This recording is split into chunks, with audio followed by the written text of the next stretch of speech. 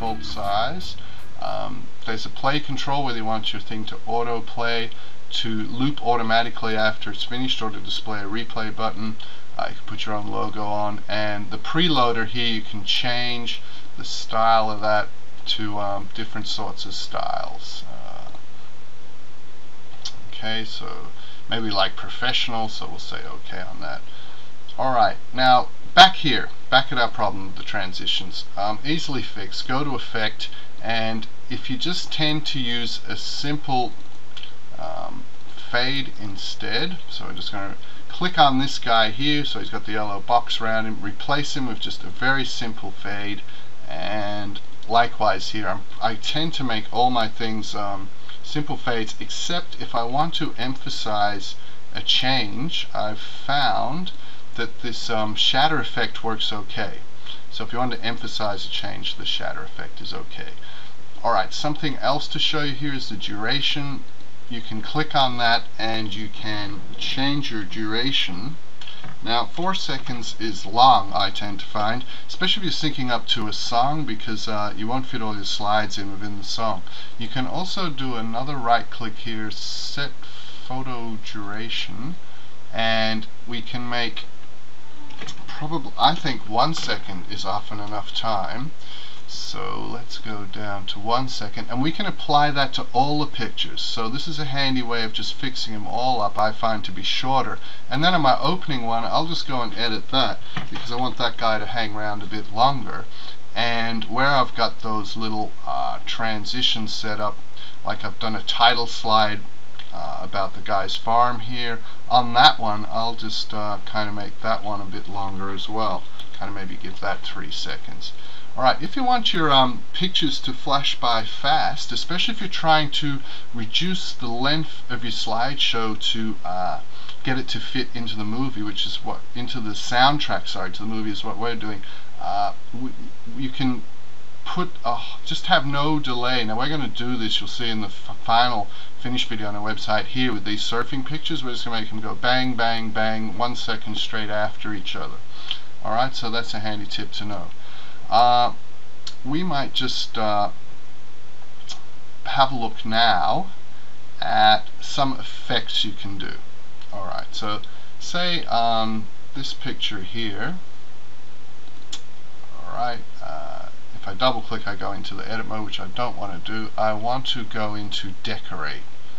Alright, so on this particular picture here, I want to do some decoration. Now you can put in a little clip art if you want to.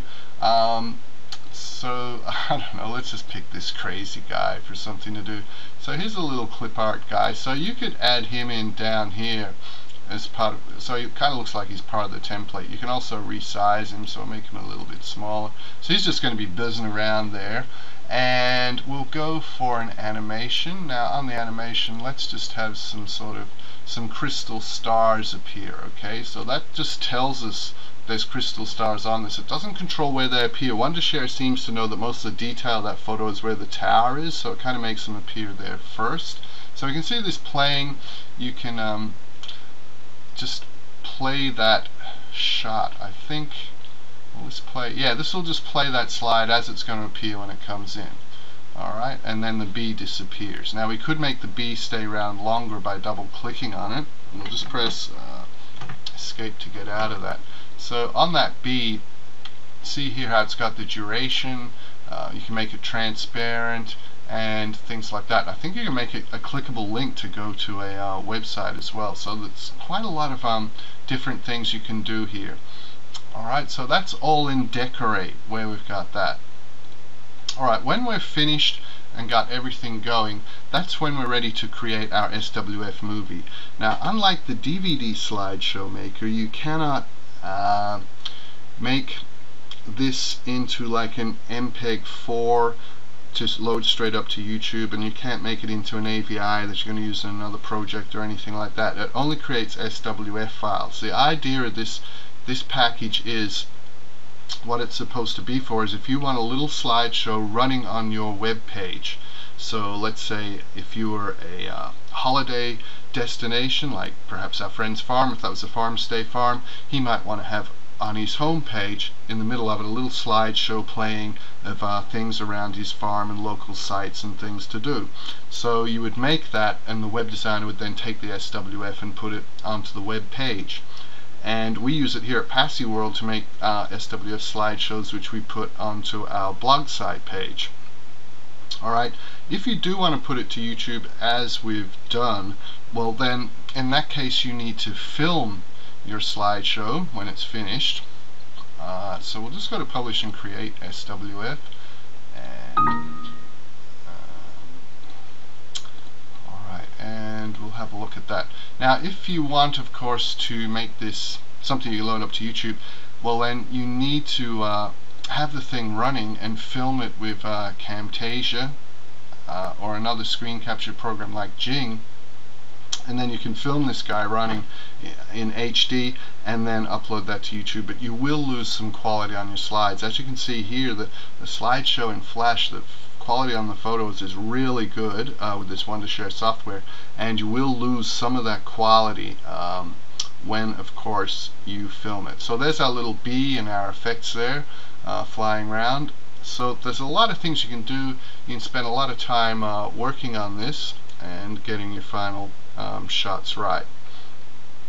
Now that's probably it for the Wondershare slideshow. On the YouTube details, if you're watching the video of this, you'll see a link to our site where you can actually see this guy run as an SWF file. We think we'll be able to get it up there. It's about 8.8 meg. These other slides here, they're running really quickly. That's what happens if you have 1 second and no transition effect. So if you needed to get through some stuff quickly, where people just need a quick peek at it, not so good for photo of the children because people probably want to have a bit of a longer look at them, you can just have no transitions. That's probably about all we need to say for this. It's a great product and really great fun, and the templates are just really magic when you want to tell a little story. Okay, one last thing we need to show you guys is how to add sound onto your slideshow. So how to add music. Now there's a few ways of doing it. Down here in the bottom left hand corner we've got the music note, and as it says above there, you can either right click to add music, or you can simply double click on there and that'll take you into add music as well. There's also, if you're in effect tab at the moment, down the bottom here there's add music. You can click on add music there, and then it's just simply a matter of browsing to where you've got your music, and we'll just find that music. I think here it is. We're going to use a Canned Heat song, Going Up the Country. So we open that up and that will come in here, and that's now in our slideshow along the bottom. Alright, now it kind of doesn't show us on a timeline where the music ends. We can edit the music. You can put fade ins and a fade out, and I like to usually just have loop the background music automatically so that it'll just restart with the slideshow, or if your music is too short for the slideshow, it'll just fade out and then fade back in again. So I suppose if you knew it was too short, you'd probably unclick fade out so it didn't make any fade out, perhaps, and do it that way. Alright, so that's pretty much it for adding music. It's really just basically a one-click step.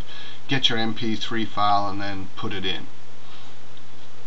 Alright, now that finalizes our tutorial. In the YouTube video information you'll find a link to our website where we have the full review of the Wondershare Flash Gallery Factory Deluxe. Okay, thank you for watching.